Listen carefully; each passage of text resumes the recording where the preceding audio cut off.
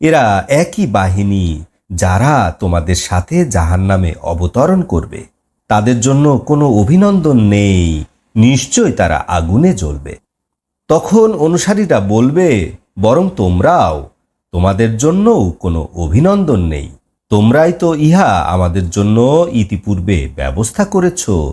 কত নিকৃষ্ট এই আবাসস্থল। অনুসারীরা বলবে, হে আমাদের রব, যারা ইতিপূর্বে আমাদের জন্য এ ব্যবস্থা করেছে তাদেরকে জাহান্নামে দ্বিগুণ শাস্তি দান করুন। এবং তারা বলবে, আমাদের কি হলো? যাদেরকে আমরা খারাপ বলে ধারণা করতাম তাদের কাউকেই তো জাহান্নামে দেখতে পাচ্ছি না।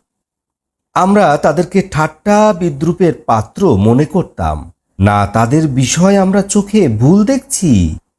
নিশ্চয়ই ইহা বাস্তব সত্য। জাহান্নামীরা এভাবে আপোষে তর্ক বিতর্ক করবে। আপনি বলুন, নিশ্চয় আমি শুধু সতর্ককারী এবং আল্লাহ ছাড়া কোনো উপাস্য নেই। তিনি এক এবং পরাক্রমশালী। তিনি আকাশ, পৃথিবী এবং এর মাঝে যা কিছু আছে সব কিছুর রব। তিনি পরাক্রমশালী এবং ক্ষমাশীল। আপনি বলুন, ইহা এক মহা সংবাদ। তোমরা উহা হতে মুখ ফিরিয়ে নিচ্ছ। ঊর্ধ্ব জগতে যখন তারা তর্ক বিতর্ক করতেছিল, সে বিষয়ে আমার কোনো জ্ঞান ছিল না। আমার কাছে শুধুমাত্র ওহী প্রেরণ করা হয়। নিশ্চয় আমি একজন স্পষ্ট ভয় প্রদর্শনকারী ছাড়া কিছু নই। স্মরণীয় ঘটনা, যখন আপনার রব ফেরেশতাদেরকে বললেন, আমি মাটি হতে মানুষ সৃষ্টি করতে যাচ্ছি। অতঃপর যখন আমি উহা ঠিকঠাক করে সৃষ্টি করি এবং উহাতে প্রাণ সঞ্চার করি, তখন তোমরা তাকে সেজদা করিও। অতঃপর সমস্ত ফেরেশতারাই সেজদা করল, শুধুমাত্র ইবলিস ব্যতীত।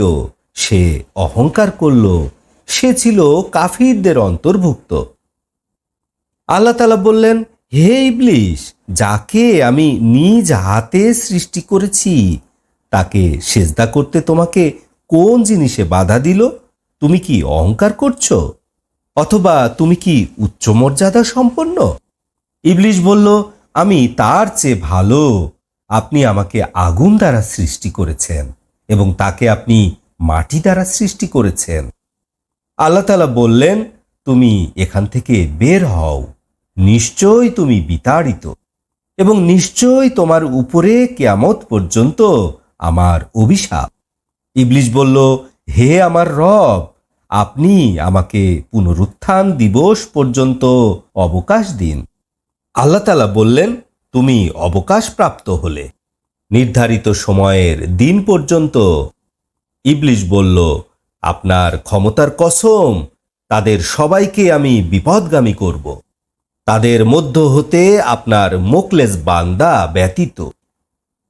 আল্লাহ তাআলা বললেন, সত্য আমার পক্ষ হতে এবং আমি সত্য বলি। নিশ্চয় আমি তোমাকে দিয়ে এবং তোমার সকল অনুসারীদেরকে দিয়ে জাহান্নাম পরিপূর্ণ করব। আপনি বলুন, আমি আমার দাওয়াতের বিনিময় তোমাদের কাছে কিছু চাই না। আমি কথা রচনাকারীদের অন্তর্ভুক্ত নই। নিশ্চয় ইহা সমস্ত সৃষ্টিকুলের জন্য উপদেশ। অল্প সময় পরেই তোমরা ইহার সত্যতা সম্পর্কে নিশ্চিতভাবে জানতে পারবে। আলহামদুলিল্লাহে রাব্বিল আলামিন।